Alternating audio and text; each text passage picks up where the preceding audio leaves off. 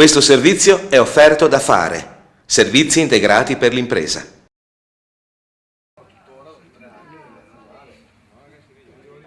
Don Albino Bizzotto è a Poiana Maggiore, nella sala polivalente Giusto Geremia, per un incontro della serie Fra Storia e Memoria.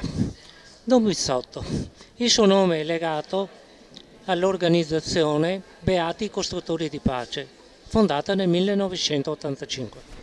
Sì, è stata un'esperienza molto bella perché ha visto le persone più impegnate a livello religioso e ecclesiale a porre il problema della pace come problema di tutti quanti.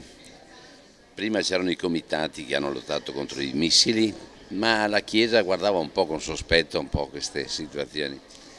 Ed è stato interessante invece capire che il problema della pace non riguarda né la Chiesa né il partito, ma riguarda tutta l'umanità, in particolare riguarda la vita di tutta l'umanità, per cui fin dall'inizio abbiamo posto il problema sulla giustizia nord-sud, sulla necessità cioè che ogni persona nel suo quotidiano si assuma la responsabilità di vivere di fronte a un mondo dove anche gli altri hanno gli stessi diritti e di fronte a un pianeta che ha bisogno del comportamento di tutti per farsela, perché anche questo non ce la fa più. Rispetto ad allora, è più difficile o più facile operare per la pace oggi? Ma io sono convinto che la pace rimane sempre non soltanto un appello ma anche un impegno delle persone.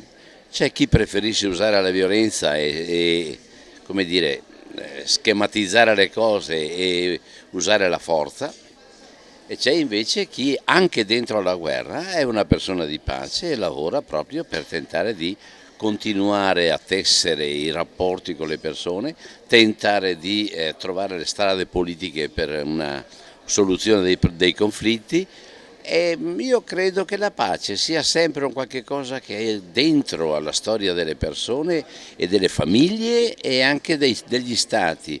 C'è anche la guerra e allora dobbiamo fare i conti con tutte e due le realtà. L'importante è assumere questo atteggiamento di grande fiducia e che alla fine è soltanto la pace che ha senso.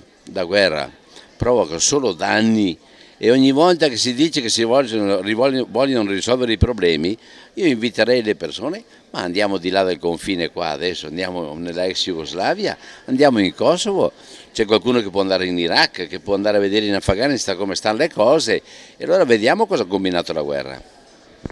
Il suo nome è legato anche a Radio Cooperativa, un emittente che si qualifica come di controinformazione. Cosa non va secondo lei nell'informazione corrente in Italia?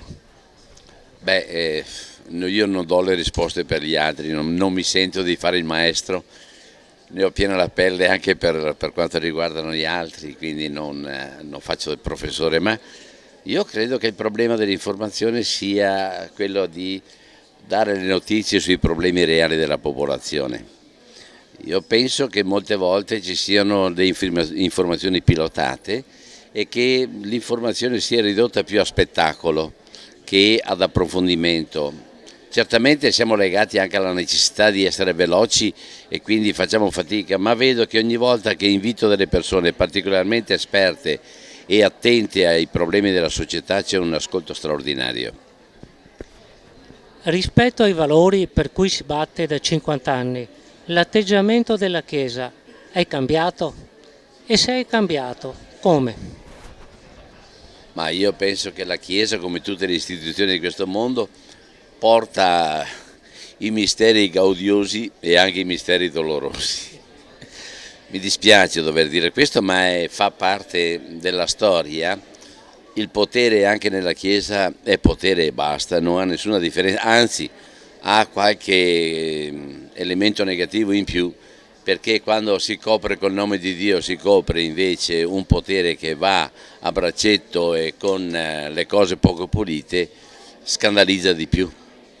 Però devo dire che per esempio per quanto riguarda i temi della pace, sui nuovi stili di vita, sui beni comuni, sulla non violenza, mi pare che da quando abbiamo cominciato ad oggi la cosa sia molto più diffusa, appartiene molto più alle comunità, alle altre cose. Ma è è difficile dare una risposta a queste domande, però c'è questo processo, tanto per dire un dato culturale importante per me. Dopo la prima guerra mondiale, fino alla seconda guerra mondiale, era possibile vedere le piazze italiane piene di gente che battevano le mani per la guerra. Io credo che oggi è difficile riempire una piazza italiana a battere le mani per la guerra. Penso proprio di sì, grazie.